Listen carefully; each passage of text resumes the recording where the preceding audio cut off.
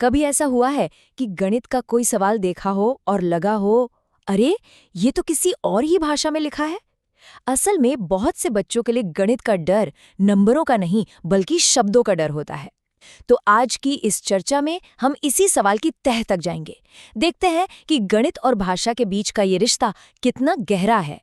ये कहानी हम सब ने कहीं न कहीं देखी ही है, क्लासरूम में या फिर घर पर। जैसे ही गणित की किताब खुलती है, कुछ बच्चों के चेहरे पर एक तनाव सा आ जाता है। पर सवाल ये है कि भाई ये डर आता कहाँ से है? क्या ये सच में मुश्किल सवालों का डर है या फिर कहानी कुछ और ही है?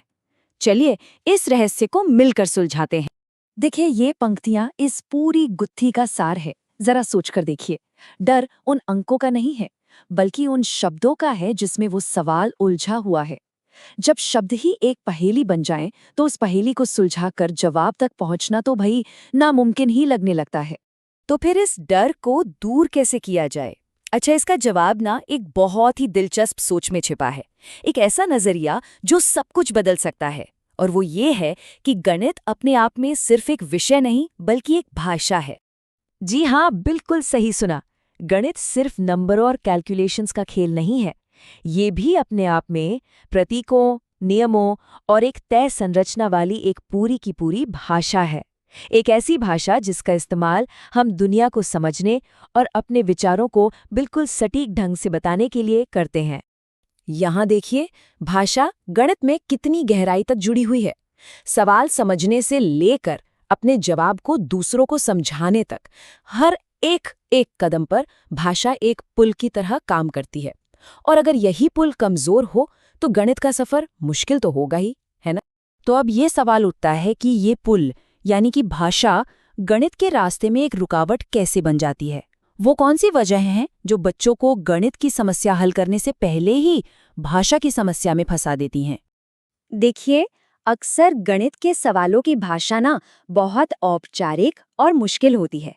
लंबे लंबे वाक्य, ऐसे शब्द जिनका मतलब ही नहीं पता, और फिर गुणनफल या शेषफल जैसी खास गणितीय शब्दावली, ये सब मिलकर बच्चों को सवाल के गणित वाले हिस्से तक पहुंचने से पहले ही रोक देते हैं। चलिए एक बहुत ही आम सा उदाहरण देखते हैं। अमन के पास 15 आम थे। उसने 7 आम दे दिए। उसके पास अब कितने आम बचे?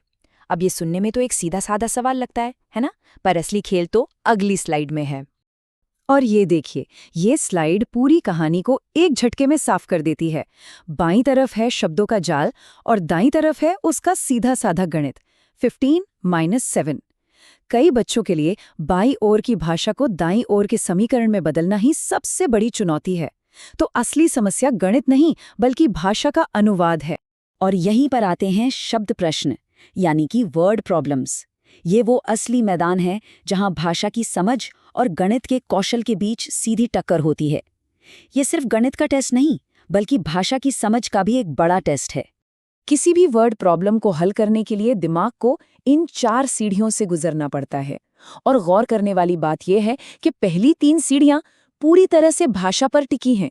अगर कोई बच्चा पढ़ने, मतलब निकालने या स्थिति को समझने में ही अटक गया, तो वो चौथी सीढ़ी यानी सही गणित करने तक सही सलामत पहुंचेगा कैसे? तो अब जब हम असली जड़ को पकड़ चुके हैं, तो चलिए समाधान की बात करते हैं। अच्छी खबर ये है कि शिक्षक और माता-पिता इस भाषाई दीवार को गिराने में बहुत बड़ी भूमिका निभा सकते हैं। चलिए कुछ कारगर रणनीतियों पर नजर डालते हैं। इन सभी रणनीतियों का एक ही मकसद है, भाषा को आसान और अपना बनाना।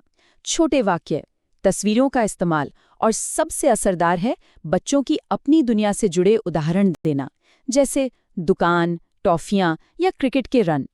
और जब बच्चे खुद सवाल बनाने लगते हैं ना, तब तो भाषा और गणित का रिश्ता उनके लिए खेल बन जाता है। चलिए अब इस पूरी चर्चा की सबसे जरूरी बातों को एक साथ देख लेते हैं।